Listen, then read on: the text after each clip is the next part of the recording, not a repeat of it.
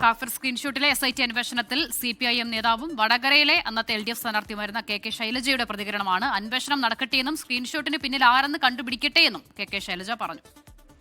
നടക്കട്ടെ, ആരാന്ന് വെച്ചാൽ കണ്ടുപിടിക്കട്ടെ. എനിക്കതിനെ പറ്റി ഒന്നും അറിയില്ല.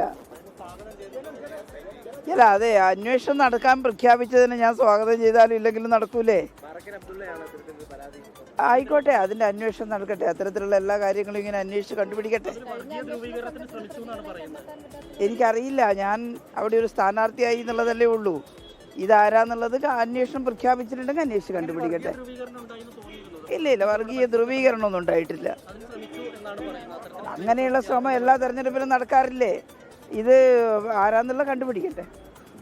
ശരി, ആരാന്നുള്ളത് കണ്ടുപിടിക്കണം. അത് ഉറപ്പായും ഏത് പാർട്ടിക്കാരും, അതിൽ രാഷ്ട്രീയമൊന്നുമില്ല, ഏത് പാർട്ടിക്കാരാണെങ്കിലും കണ്ടുപിടിക്കണം. കണ്ടുപിടിച്ച് കേരളത്തിൽ മുന്നിൽ കൊണ്ട് നിർത്തണം. കാര്യം നാടിനെ ഭിന്നിപ്പിച്ച് വോട്ട് നേടുക എന്നൊക്കെ ആരുടെ ലക്ഷ്യമാണെങ്കിലും അത് അങ്ങേയറ്റത്തെ അധമ ലക്ഷ്യമാണ്. അത് അനുവദിച്ചു കൊടുക്കാൻ കേരളത്തിൽ കഴിയില്ല. അത്രേ ഉള്ളൂ.